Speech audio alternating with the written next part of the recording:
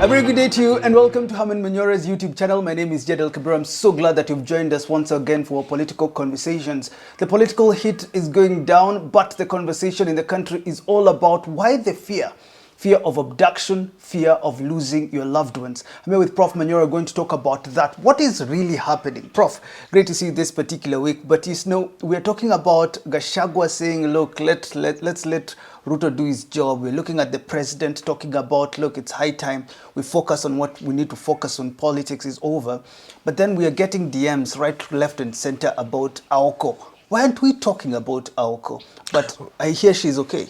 Well, yes, I've talked to somebody who should know. I don't want to say mention him, but he has assured me that the father has reached her. I think we can assume she's safe. We pray for her. It's not just a question of being found. It's the trauma somebody has gone through. Sometimes you can never be the same. You don't know what has happened to somebody. You can find somebody, but she's already ruined because of what she has gone through. So my heart goes out to her, to the family, and to all those Kenyans who have gone through this ordeal, either directly or by having through family, friends, and yeah. You know, we are thinking about why is this happening now? Because you know, when Ruto took over office, it was about Tala River will not happen again. Yes.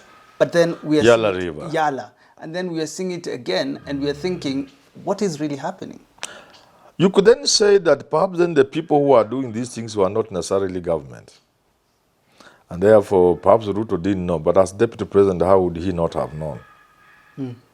So then even the DCI seem to think sometimes it's not they who are doing it.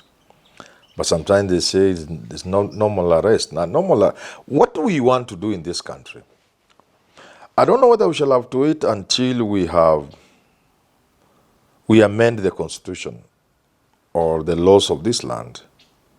We want people to be given, at first instance, an opportunity to present themselves to court. Let's make it a requirement of the law. Yes. When you come for me, show evidence that you had given me a chance and I didn't come.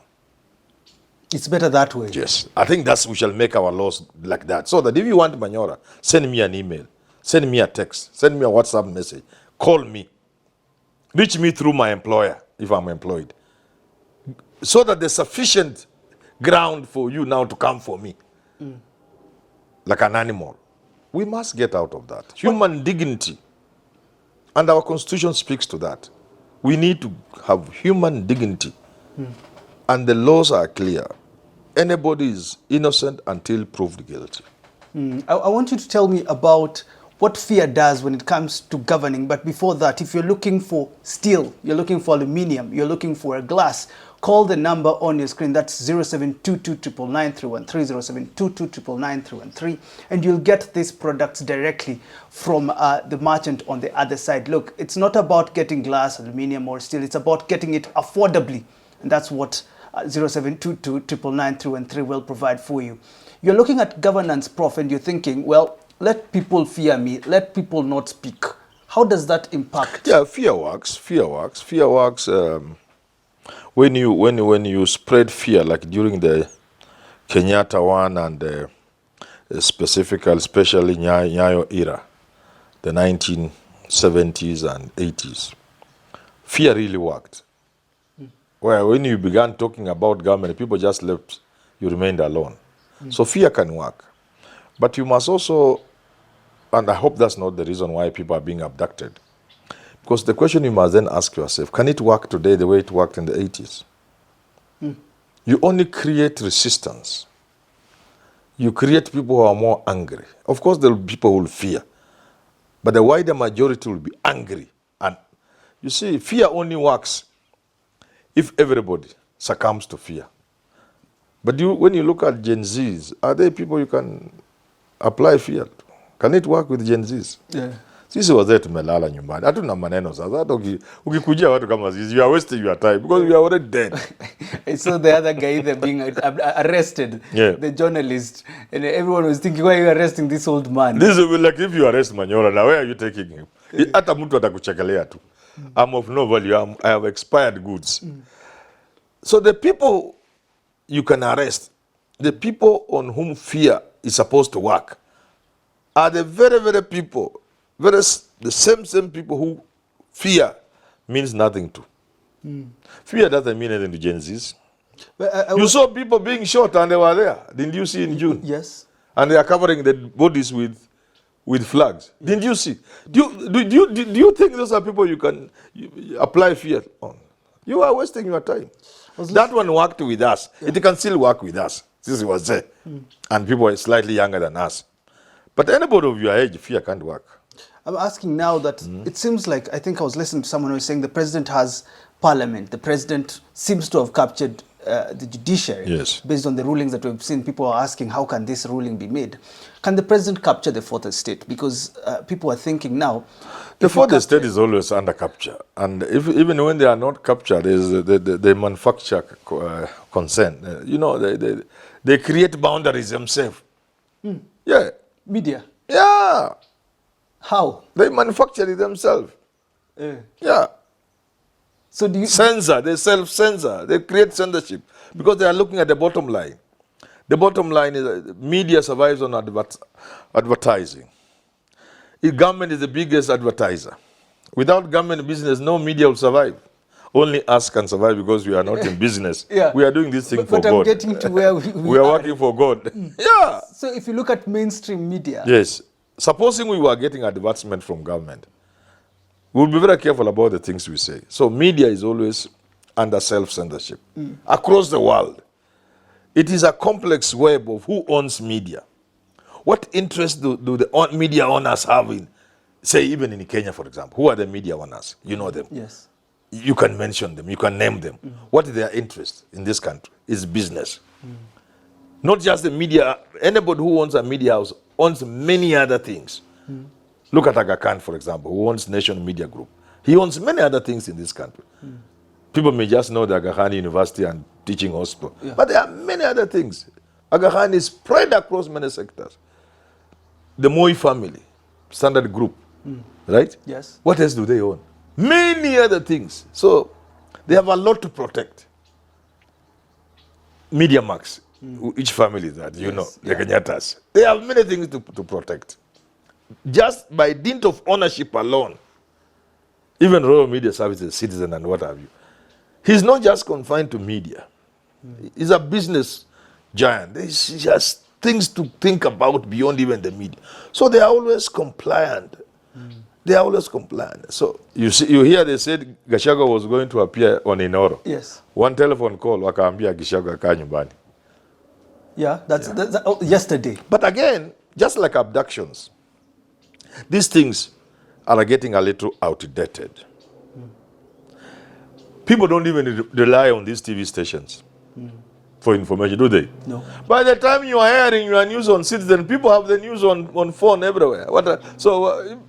Nothing. So if you don't give Gachagua a platform on mainstream media, he goes to church and Mutembei TV is there.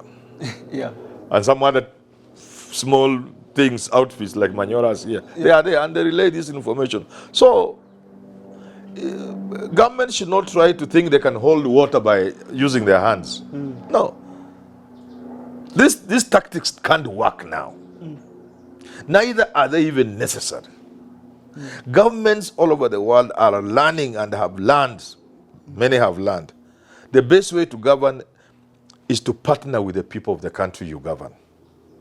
Make the people your partners in the governorship. And your work will be so easy.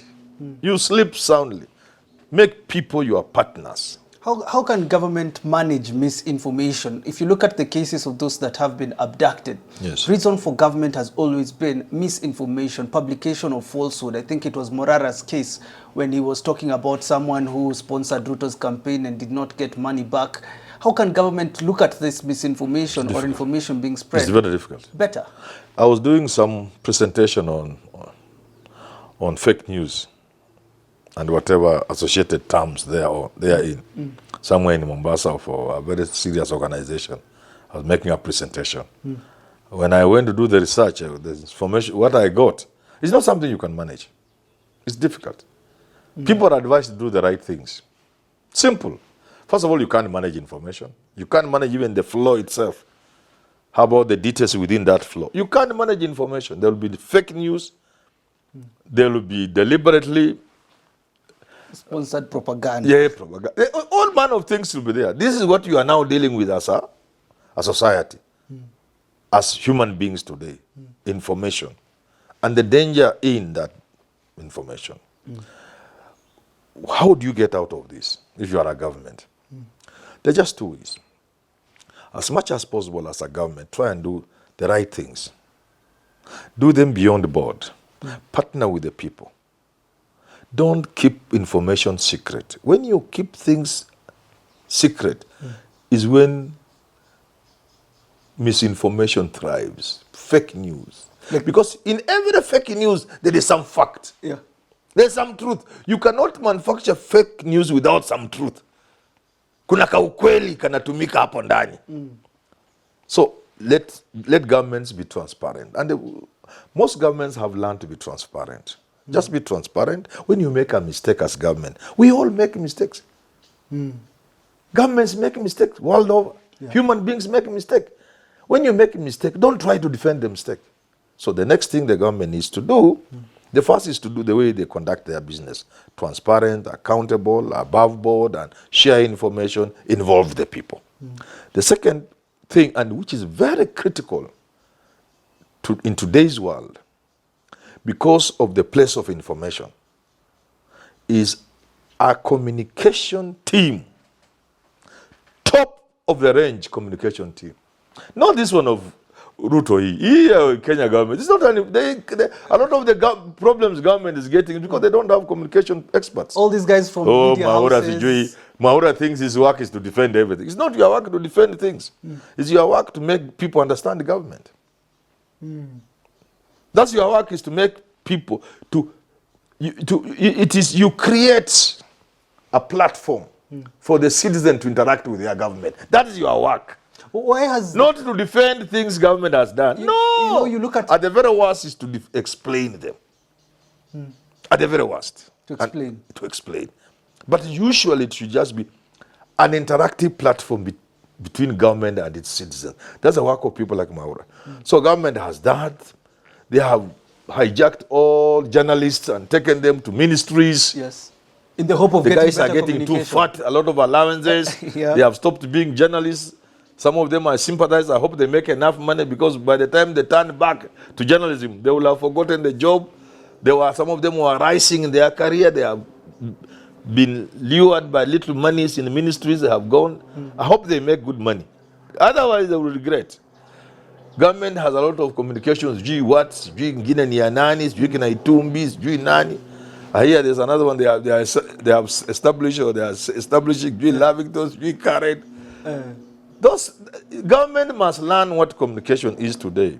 You know, you listen to President Ruto swearing in of Kindiki, says he's a lonely voice. Yes. They're not communicating. Yes. He's sad about it. He says Kindiki is eloquent, Kindiki is intelligent, he'll help him. But at the same time, you're talking about communication being poor. Yes. Are you just saying communication team, or is it also the people that the president has brought into power? Everybody, the whole set. It is what makes governments like American governments function almost seamlessly, flowing very smoothly. It's because of communication. Let me just summarize like this. The world today is characterized by the flow of information. It's information in the world now is everything. Everything rotates around everything. In fact, when we were growing up, engineers were very important people. But if you go to a company that manufactures goods, the brains behind the production, nobody knows them. Because the world is about making people know what you produce and how they can get it and what are the benefits. Everything is about communication. So the production part is all lost now. Now you have produced, you have the goods. You have this table. Information will lead you to the market. Who buys it? What are the benefits? How do you get feedback from the buyer, from the user? What are the challenges? What are the complaints? It's all communication. So government must know. For example, if Uhuru had a communication team, I very much doubt the propaganda lodged against him would have worked the way it worked.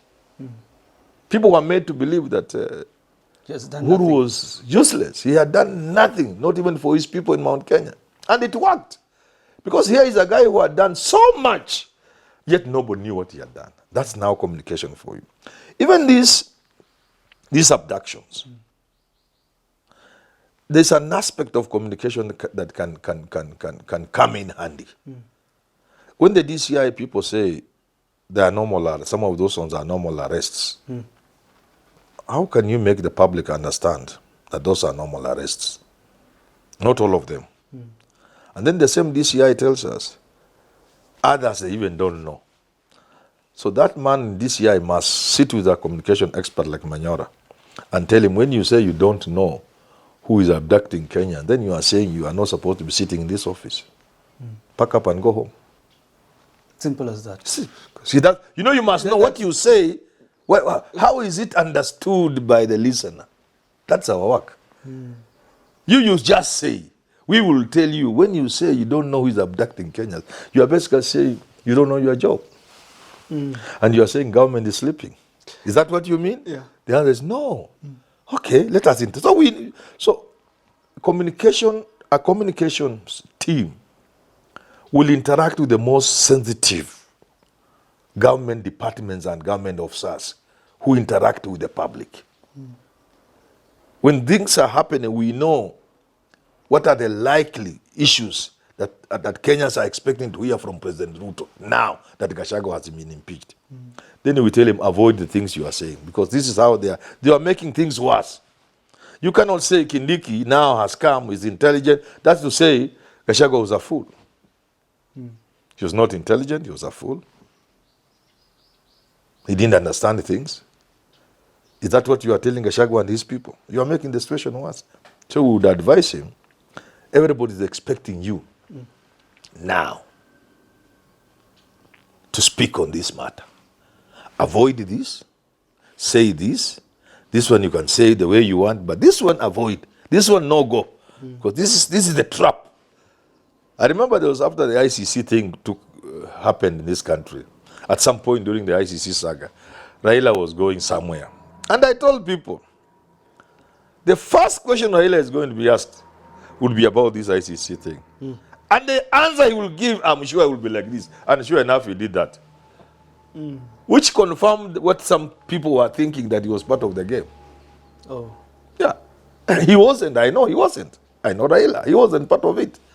It was Raila's intention to have these things tried in this country and not go to ICC. But the moment these things happened, I knew the first overseas trip he was going to make, he will blunder, and indeed he blundered. So what developed societies do, countries do, they have people who sit with these people and prepare them when they go out to the public. Yeah. Finally, you've talked about President Uhuru. One thing he did, he decided to ignore Twitter. He said, we used to wake up and angalia kitu every day, so I just did away with magazeti ni kufunga nyama. Should Ruto do that, especially when it comes to these influencers on X who are talking about very terrible things? Some talking about domestic violence, he's beating his wife, you know, some things that could outrage him, leading to some of these abductions. Do you think it's a better way to just ignore? It depends on how. You know, President Obama had a problem leaving his BlackBerry.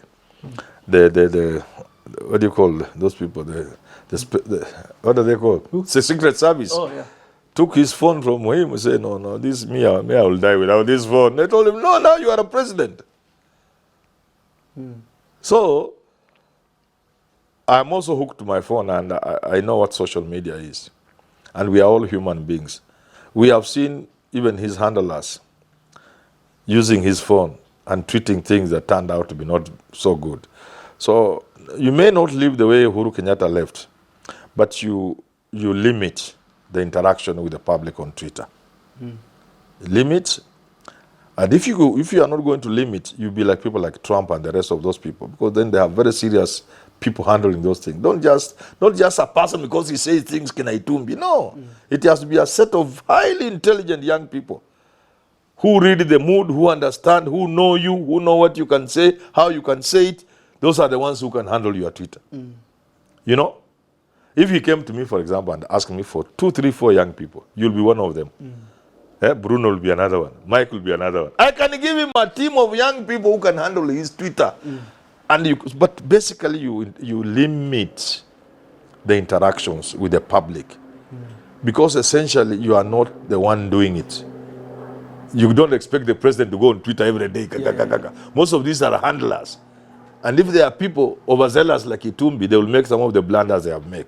So you need a team. If you must continue interacting on Twitter as a president, you need a team of highly intelligent people, young, savvy. They understand the politics. Don't you understand politics? Yeah. Don't you understand IT and everything? Yes. I give him somebody like you and 3, 4 others, 5, 6 people. Yeah. And then he can bring his person there to oversee, to make sure you don't do bad things. Yeah. Then you can interact on Twitter. But before we finish, allow me to speak to government and speak to the people of this country. I tell government, a government is like a father. So Ruto is our father. Everything you do as a father affects the children and the family. When a father is abusive, when he enters the house, children fear. You can see. I want to tell government, there is fear in the country. The fear of abductions and torture and even killings. Some of this is done by crooks and criminals. I ask government to move as fast as they moved with the Isli murder. See, that guy here has been arrested. They should move that so that people don't always think it is government. And where there are those things that government is doing, let government avoid abductions. The fear that is being spread is not good for the country. It's not good for the government. It's not good for the government. This is my plea to the government. Make arrests as civilized as possible. Because government should be told, and I'm ready to tell government, fear worked, but I don't think fear can work much. Fear will work with people like us. But the people who are likely to give government hard time are not people like Manyora. We will just talk small little things. These young boys your age, they are the ones, and you can't spread fear among those people. It can't work. And there are too many. A few will fear, but the majority will be there to riot and do bad things. So I advise government, let's moderate what we are doing. Yeah. Let's avoid the fear that is engulfing the country. It's not good for the country. And for the people of this country, I ask them to pray a lot because so much is not happening well. And in our own small way, let us participate in making this country a better place to live in. All right, what a conversation. Well, if you're looking for steel, glass, or aluminium, 0722 999 that's the number. Get glass, but get it affordably. Usigongwe. Thanks for tuning in. Have yourself a lovely rest of your day.